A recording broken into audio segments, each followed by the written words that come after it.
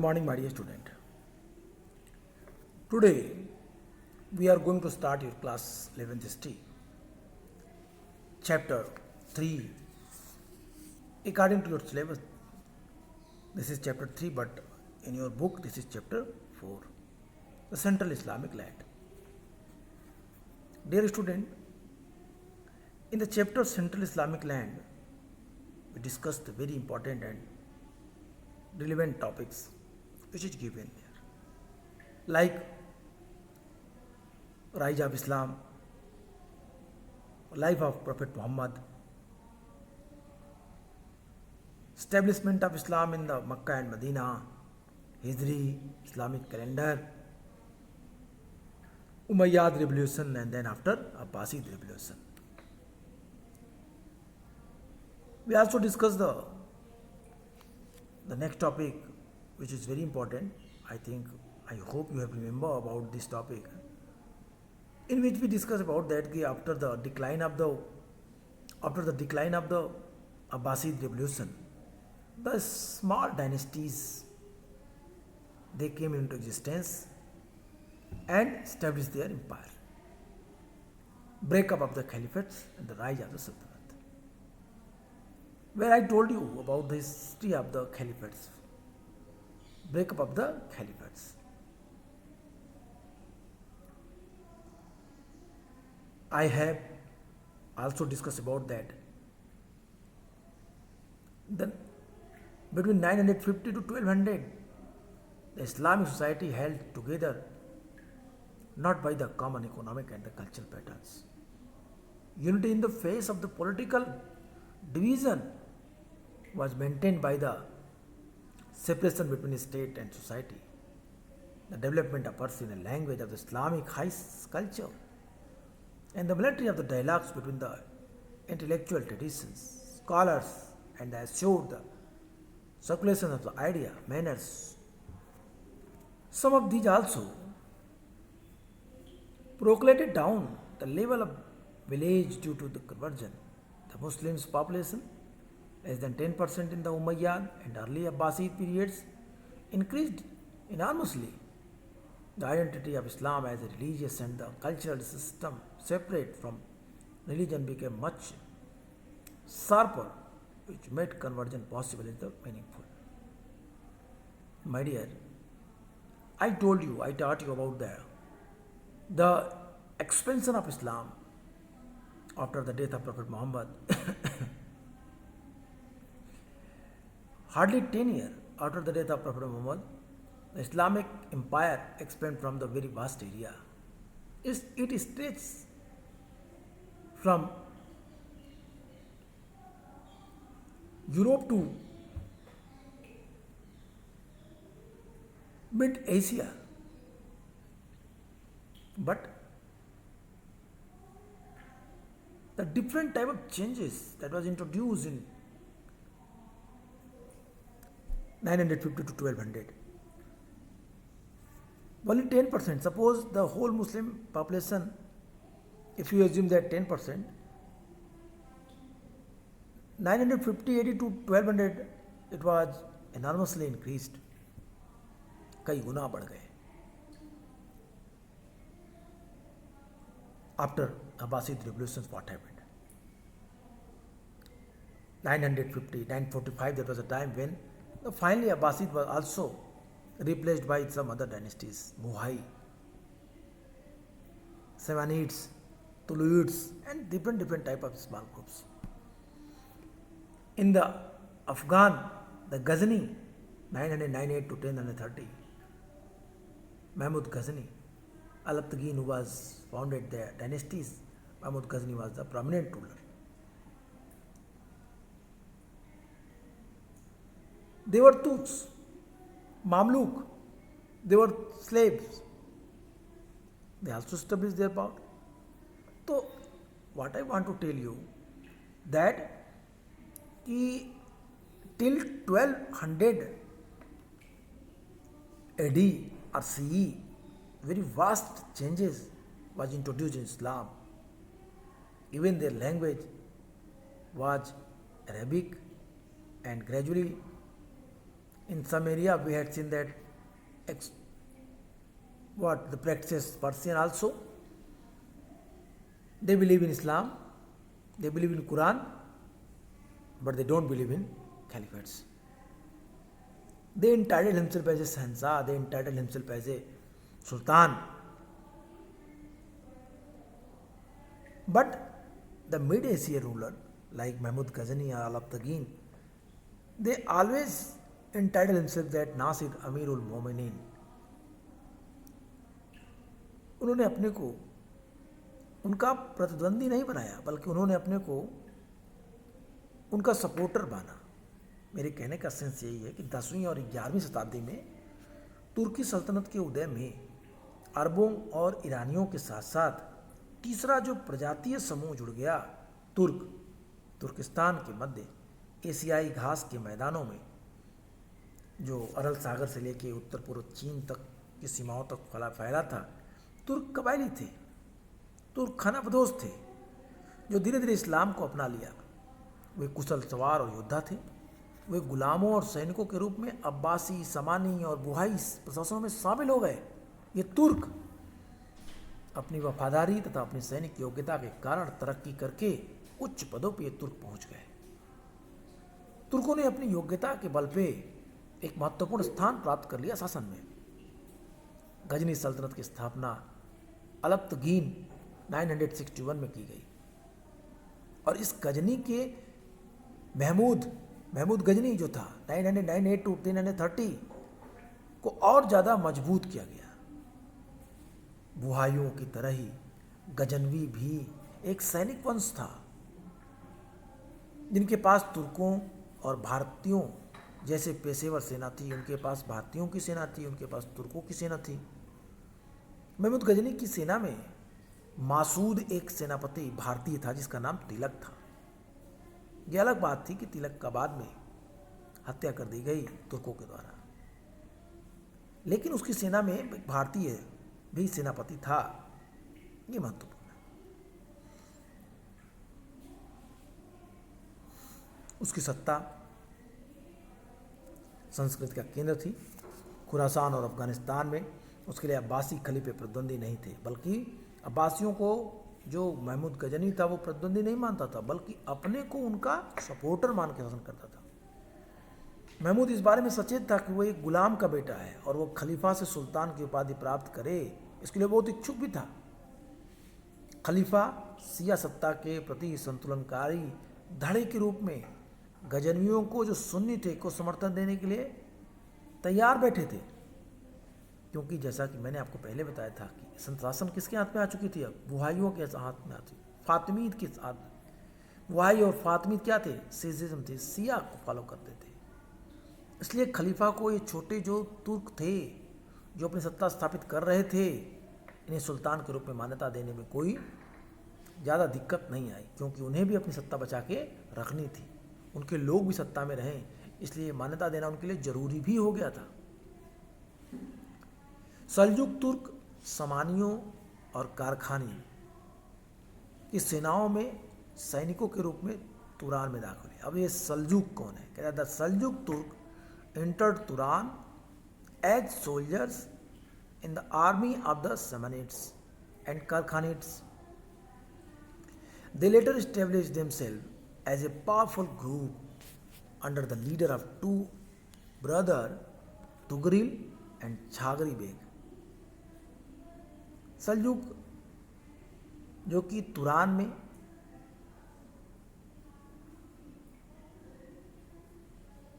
जो कि सैनिक के रूप में सेना में तुरान में शामिल हुए, समानियों और कारखानियों की सेनाओं में, सेमनेट्स और कारखानेट्स की। उन्होंने बाद में अपने आप को दो भाई तुगरिल और छागरी बेग के नेतृत्व में एक पावरफुल ग्रुप के रूप में स्थापित कर लिया। गजनी के महमूद की मृत्यु के बाद की अवस्था का लाभ उठाते हुए सल्जुकों ने 1037 में खुरासान को जीत लिया और निसापुर को अपनी पहली राजधानी बनाया। यहां ध्यान दीजिएगा, सल्जुकों की पहली राजधानी कौन सी थी? निसापुर। इसके बाद सल्जुकों ने अपना ध्यान पश्चिमी फारस और इराक, जहां बुहाइयों का शासन था, की ओर दिया था। 1055 में 1055 में 1055 एडी आर सी में बगदाद को पुनः सुन्नी शासन के अधीन कर दिया गया। बगदाद एक बार फिर सुन्नियों के शासन में आ गया। खलीफा अल कायम ने तुगरिल बेग को सुल्तान की उपाधि प्रदान की, जो एक ऐसी कार्रवाई थी जिसके धार्मिक सत्ता को राजनीतिक सत्ता से अलग कर दिया। दोनों सल्जुक भाइयों ने परिवार द्वारा शासन चलाने की कबायली धारणा के अनुसार इकट्ठे मिलकर शासन किया। भतीजा अल्प अरसलान उसका उत्तराधिकारी था। अल्प अरसलान के शासन में सल्जुक साम्राज्य का विस्तार अनातोलिया तक हो गया और धीरे धीरे छोटे छोटे साम्राज्य अपने को पूरी तरीके से स्थापित कर लिए। लेकिन अभी भी एक बड़ी समस्या के सामने मुंह खड़ी थी, इस्लामिक एम्पायर के सामने, इस्लामिक कल्चर के सामने। 11 to 13 सेंचुरी के बीच यूरोपीय ईसाई और अरब राज्यों के बीच एक लंबा युद्ध हुआ, क्रूसेड चला। इसकी चर्चा नीचे की गई है। फिर 13वीं शताब्दी के प्रारंभ में मुस्लिम जगत ने अपने आप को एक बहुत बड़े विनाश के कगार पे पाया, और ये विनाश था मंगोलों का। मंगोलों का चैप्टर आपके सिलेबस से डिलीटेड है, इसलिए हम मंगोलों को नहीं पढ़ेंगे, लेकिन जनरली मंगोलों के बारे में कुछ इंफॉर्मेशन आपको ऑफलाइन क्लासेस में दे देंगे। तो एक बड़ी प्रॉब्लम इनको फेस करनी पड़ी, किससे? मंगोल से। My dear, what I want to tell you, try to understand. From the 11th to 13th century, there was a series of conflict between European Christians and Arab states. This is discussed below. Then at the start of the 13th century, the Muslim world found itself on the verge of great disaster. This was the threat from the Mongols, the last but most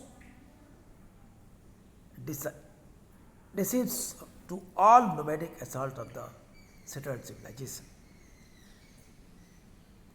मुस्लिम जगत को अपने आप को बहुत बड़े विनाश के कगार पाए, क्योंकि मंगोल वहां आ चुके थे। ये मंगोलों की ओर से आने वाला खतरा, ये सुव्यवस्थित सभ्यताओं पर खानाबदोश की ओर से, नोमैड्स की ओर से होने वाला अंतिम किंतु सबसे अधिक निर्णायक आक्रमण था। आइए, let us come and try to understand the next topic, crusade. This is the very very important topic, crusade. Crusade के बारे में जब आप पढ़ेंगे तो क्रूसेड आपको कई सारी इंफॉर्मेशन देगा। धार्मिक युद्ध में आप कई सारी चीजों को पढ़ेंगे।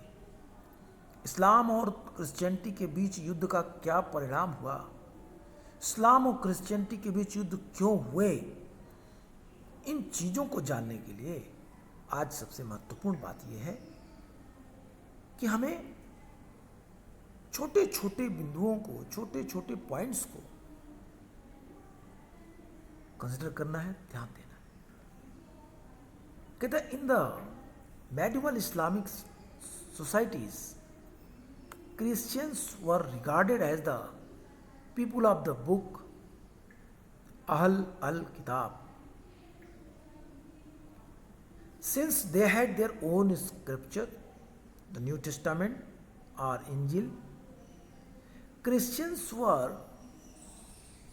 granted safe conduct, aman, while venturing into Muslim states as merchants, pilgrims, ambassadors, and travelers. These territories also included those which were once held by Byzantine Empire, notably the Holy Land of Palestine. Jerusalem was conquered by the Arabs in 638, but it was ever present in the Christian immigrations, imaginations as the place of Jesus, crucifixions, and the resurrections. This was an important factor in the formation of the image of the Muslims in the Christians Europe. There, कहते हैं कि मध्यकाल जो था, middle era जो था, middle Islamic society जो थी, मध्यकाल में इस्लामी समाजों में ईसाई को पुस्तक वाले लोग अहल अल किताब कहा जाता था। इस्लामिक समाज में ईसाइयों को, क्रिश्चियंस को अहल अल किताब वाले लोग कहकर पुकारते थे, क्योंकि उनके पास उनका एक धर्म ग्रंथ था, न्यू टेस्टामेंट अथवा इंजील। व्यापारियों, तीर्थयात्रियों, राजदूतों जो एम्बेसडर्स हैं, व्यापारी ट्रेडर्स हैं, तीर्थयात्री जो पिलग्रिम्स हैं, इन लोगों को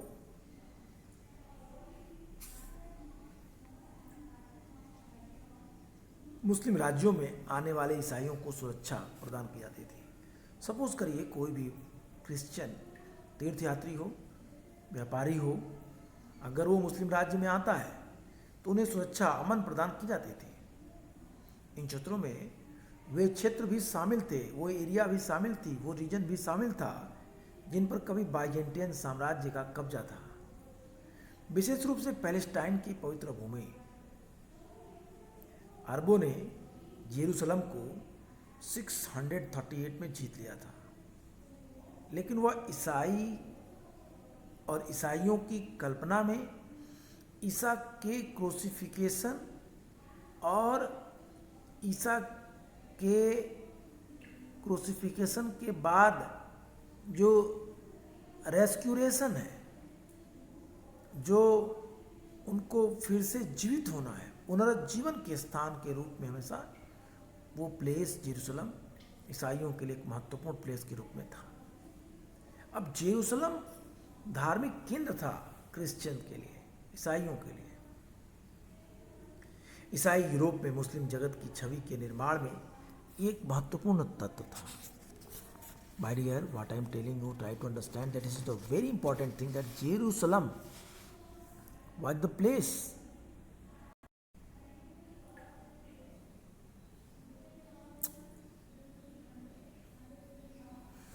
My dear, मुस्लिम जगत के प्रति शत्रुता, जो युद्ध थी, जो लड़ाई थी, वो 11वीं शताब्दी में और अधिक स्पष्ट हो गई।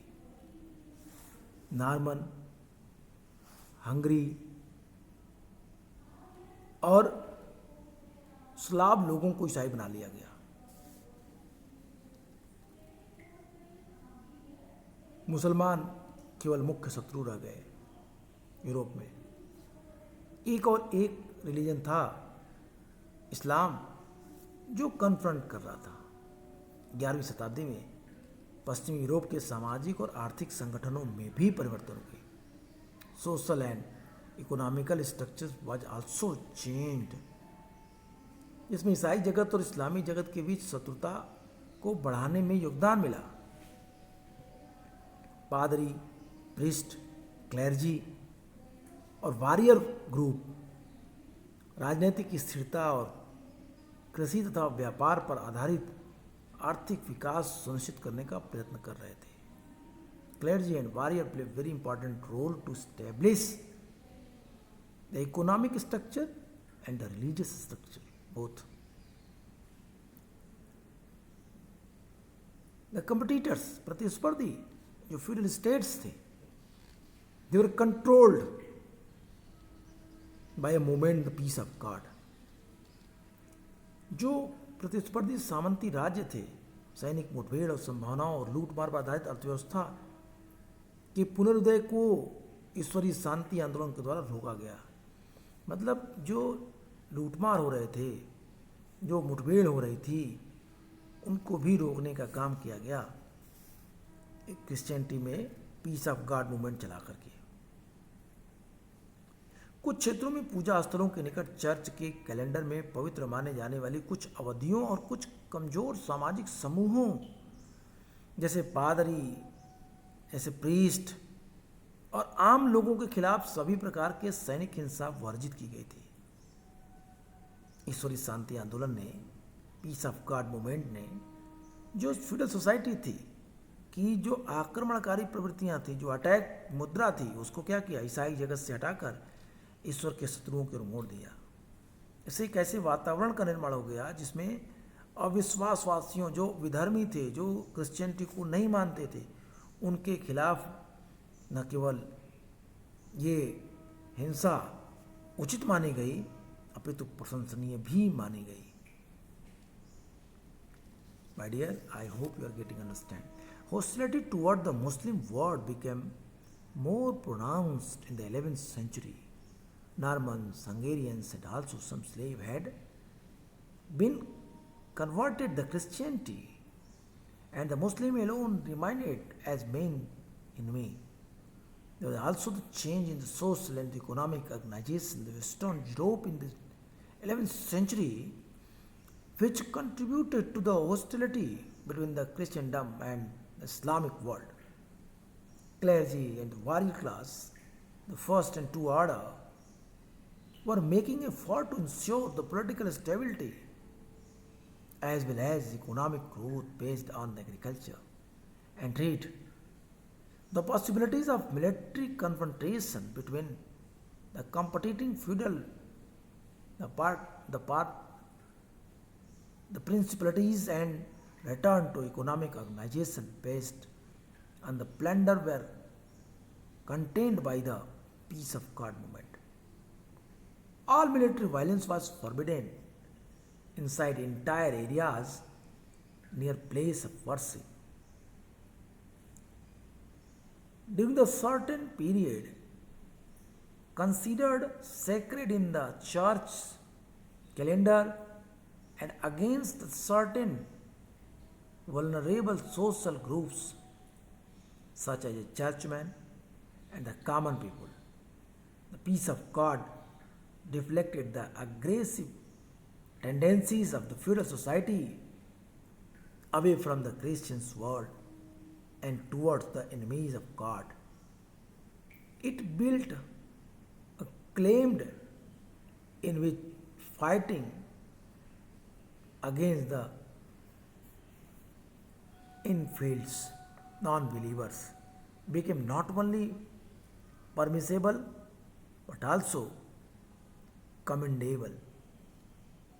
मैंने वही बात आपसे कही।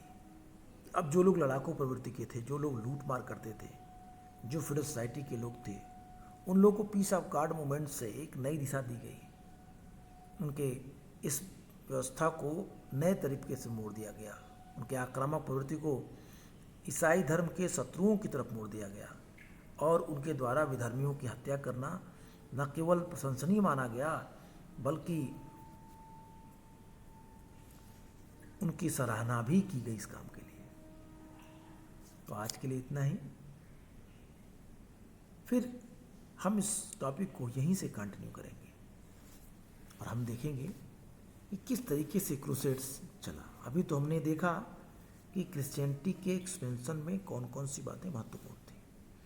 क्रिश्चियनिटी किस तरीके से अपने सारे लोगों को साथ जोड़ रहा था और पीछे के रीजन क्या थे, एक दूसरे के बीच कॉन्फ्लिक्ट्स का मेन रीजन क्या था।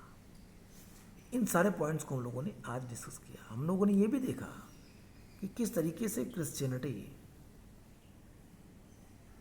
यूरोपियन एरिया में स्लाव, नॉर्मन्स, हंगेरियंस को क्रिश्चियन धर्म में कन्वर्ट करा चुका था और अब सिर्फ एक ही बड़ी समस्या थी उसके लिए, वो था इस्लामिक एक्सपेंशन को रोकना। वो था इस्लाम के द्वारा अपनी संख्या में वृद्धि को रोकना, इस्लामिक कन्वर्जन को रोकना।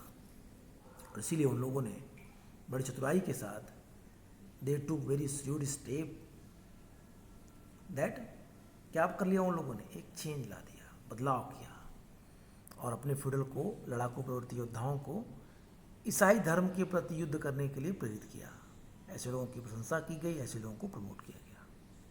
हम इसको फिर कंटिन्यू करेंगे। आज के लिए इतना ही। Good bye and take care.